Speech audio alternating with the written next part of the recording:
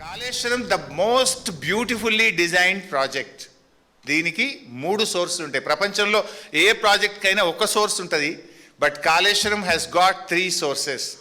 మంచిగా కాలమైతే ఫుల్ వర్షాలు పడితే మిడ్ మానేర్ నుంచి మాత్రమే మోటార్లు నడుపుతాం. సో దట్ 50% మోటార్లే నడుస్తాయి, 50% కరెంట్ బిల్ వస్తుంది. యావరేజ్ రెయిన్ఫాల్ పడి మధ్యస్థమైనటువంటి వర్షాలు పడితే ఎల్లంపల్లి నుంచి మోటార్లు నడుపుతాం.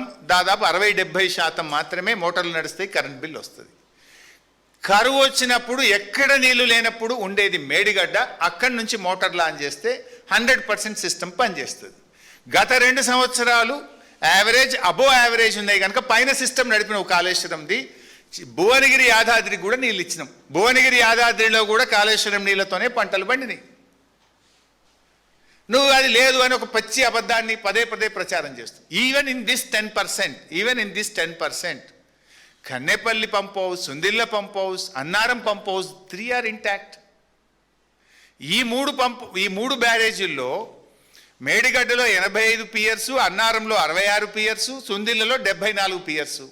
సుందిల్ల బ్యారేజ్ ఇంటాక్ట్ ఉందని అసెంబ్లీలో అడిగిన క్వశ్చన్కు నువ్వే ఆన్సర్ ఇచ్చినావు ఉత్తమ్ కుమార్ రెడ్డి. అసెంబ్లీలో కోదండరామ్ గారు క్వశ్చన్ అడిగినారు, whether it is fact that experts opinion that Sundilla and Annaram barrage may collapse as Medigadda barrage. No sir, Medigadda లెక్క అన్నారం సుందిల్ల కూలిపోతాయా, ఏమైనా ఇబ్బంది ఉందా అంటే ఏం ఇబ్బంది లేదు అని అసెంబ్లీలో ఉత్తమ్ కుమార్ రెడ్డి గారు ఈ రాష్ట్ర ప్రభుత్వం ఇచ్చిన సమాధానం.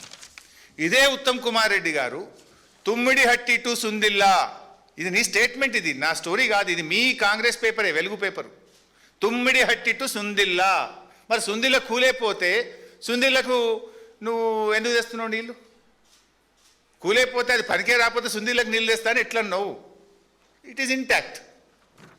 మేడిగడ్డ 85, అన్నారం 66, సుందిల్ల 74. 3 బ్యారేజీల్లో 2-3 పియర్స్ కుంగిపోయినాయి. ఒక బ్లాక్ 7 రీకన్స్ట్రక్ట్ చేయాలి అని చెప్పి ఎన్డీఎస్ఏ కూడా చెప్పింది. మరి 2 సంవత్సరాలు 7 నెలలు 31 నెలలు అయింది నీ గవర్నమెంట్ వచ్చి. ఏం టెస్ట్లే చేయలేను. నీ నిజాయితీ అర్థమవుతలేదా? పరీక్షలు టెస్ట్లే చేయలేను, ఇంకా అసలు డిజైన్ ఎక్కడిది, నువ్వు రిపేర్ ఎప్పుడు చేస్తావు? ఇన్ఫ్యాక్ట్ 31 నెలలు అయినా 3 సీజన్స్, 3 వర్కింగ్ సీజన్స్. జనరల్గా ఎప్పుడు నదిలో పనిచేయగలిగేది మనము జనవరి టు జూనే. నీకు 3 జనవరి టు జూన్లు దొరికినాయి ఇప్పటికీ. ఇక నీకు మిగిలింది ఒక్కటే, నీ గవర్నమెంట్ పోయేలోపు నీ మిగిలింది ఒక్కటే సీజన్ మిగిలింది నీకు.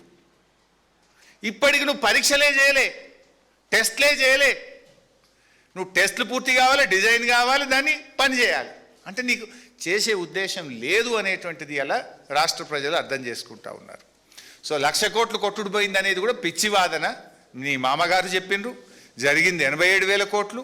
అందులో సిస్టమ్ 95% సిస్టమ్ ఈజ్ ఇంటాక్ట్.